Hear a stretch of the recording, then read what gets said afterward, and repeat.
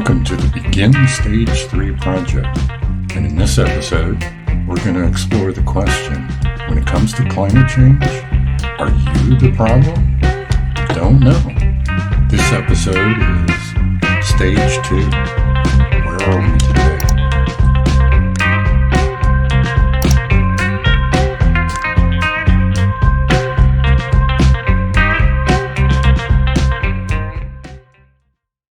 Hello everyone, and welcome back to the project, Begin Stage 3.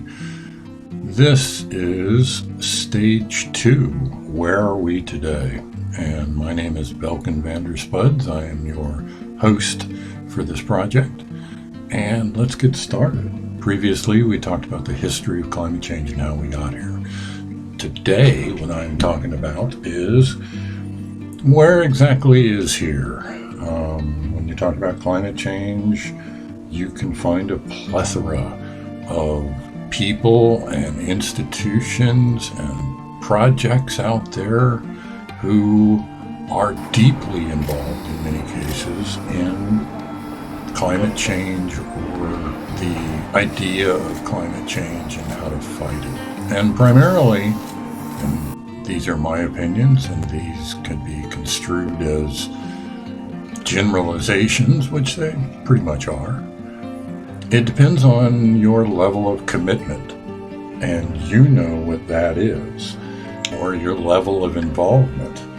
There are wide varieties of level of involvement, and you need to describe for yourself and for the context of this where you stand.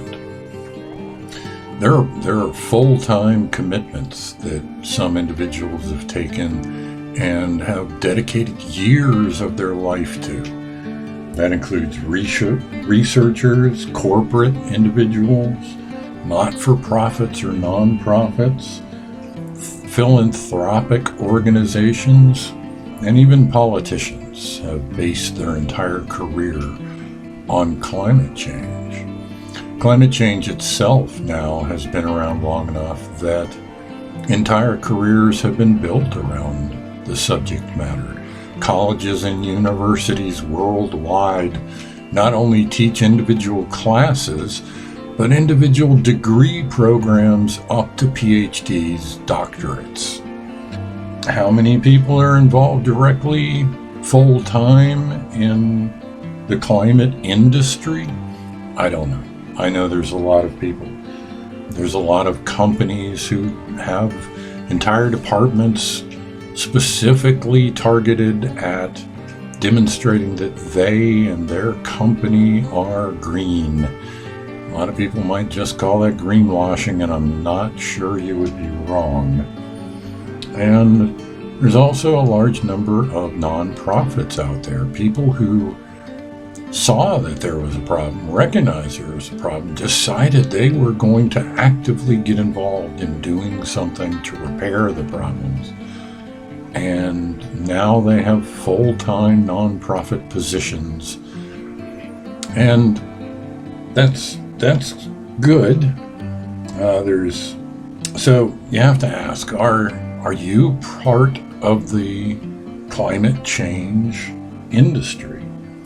Outside of the full-time participants or part-time participants, part-time participants can be activists, influencers, students, reporters, even technical people and salespeople. These are all people who have at one point or another been exposed and have participated in climate change or the fight for it. This can be, guys who install solar panels, who previous to the whole climate revolution never installed a solar panel in their life. They were generally in construction. It was just one more thing that they could work on and get paid for. So then we've got people less involved. Those are the followers. So those are people who climate change and the conversation of climate change piques their interest. They watch the videos, they read the news, they talk about it with their friends. They may actually participate somewhat actively as far as trying to mitigate their own carbon footprint, for example. They recycle and they try to do things, reuse objects and repurpose objects. And I'm not saying that's good or bad, and I'm not saying that's bad. Matter of fact, that's probably a good thing. People participating is actually the solution. In so many cases, though, if they try to go beyond that and they start chasing down, their carbon footprint, for example, the solutions that are presented to them are usually the same general solutions that have been around forever. Most of us have already long ago replaced our light bulbs. We turn lights off in rooms as we leave them. We try not to leave the water running. On and on and on. These are all little items that, in my opinion, make you feel better than they actually work to make the changes necessary to eliminate climate change as an actual issue. Makes people feel better, and I'm all in favor of that, but it would be better if we had something more productive for more people to be involved with.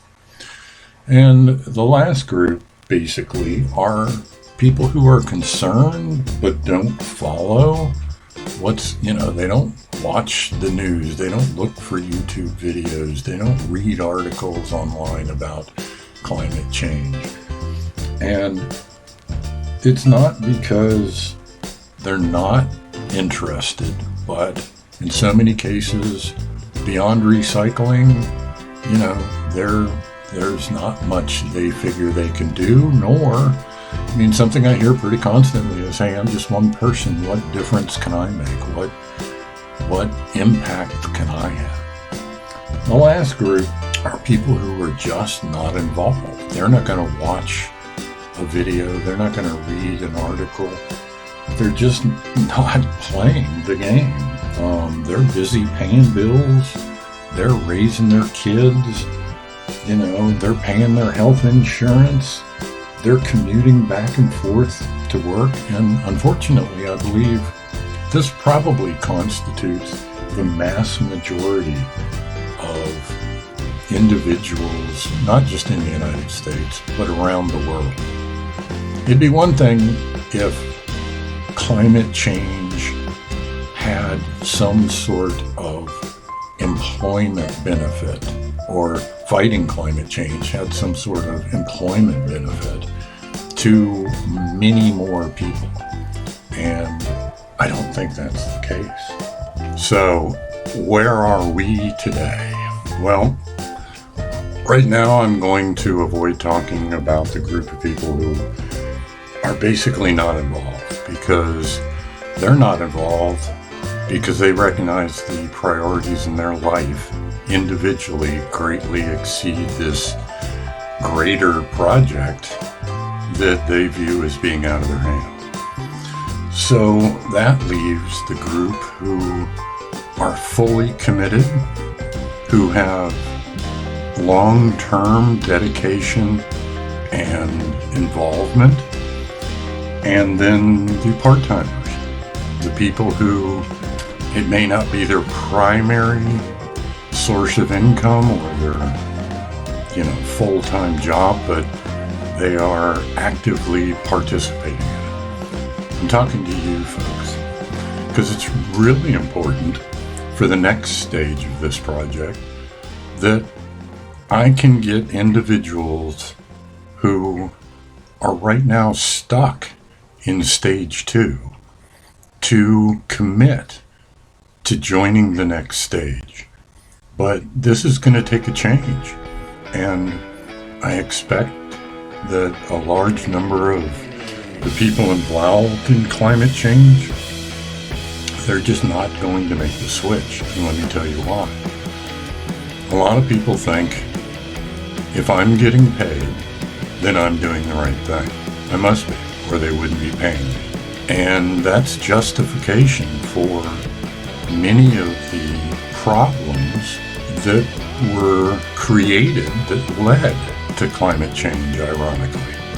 Look at the previous video or article on the history of climate change for more details there. But essentially, if you have a degree in climate science and you're working for a corporation in the climate department, and it's your job to show publicly that the corporation you're working for is green as green gets and is working to mitigate climate change, you're not going to do something different, most likely.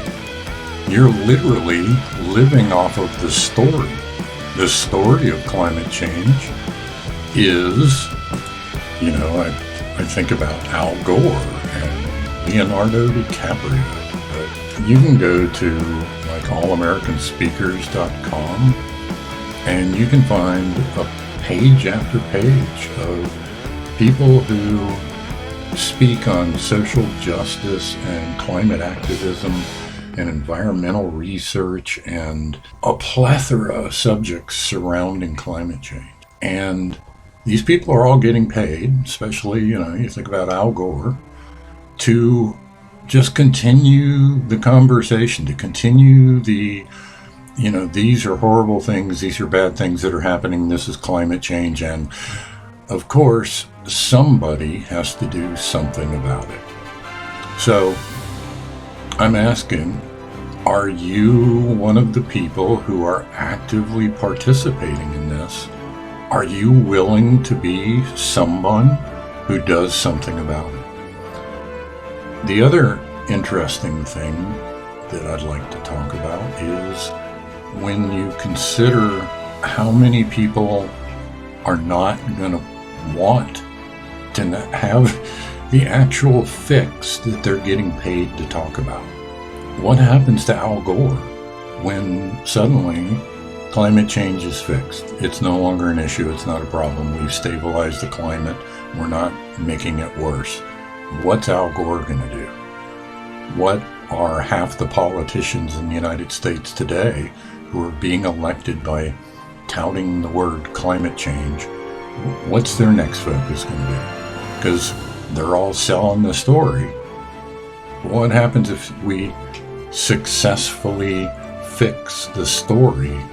How many people's lives are going to be upturned? How many people literally are going to choose not to actually participate in the fix because it's going to be a direct threat to their actual income? There are cases where nonprofits who have all of the credentials saying that they are recognized in their field as climate activists, and they go out on a regular basis and they collect funding to support their nonprofit, and their nonprofit creates a report and they publish the report, and the bottom line of the report is that more funding is needed for them to make a report next year touting the importance of doing something about climate change or spreading the word. Somebody needs to do something about climate change. I'm asking you, are you stuck in stage 2, or are you ready to participate in stage 3? The next in my series is going to be stage 3, where I go into great depth about individual problems associated with climate change and how fixes are available. But what I'm going to need is you. I'm going to need your participation. If you are part of a nonprofit and you have all of the credentials saying that you are somebody involved in the solutions, and you have the capability to go in front of donors and get donations, then you are the perfect candidate to participate in stage 3. Follow along for more details, and I look forward to that. Bye.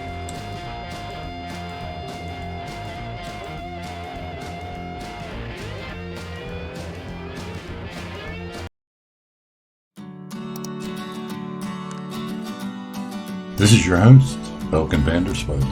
Thank you if you've made it this far in the video. I really appreciate you being here.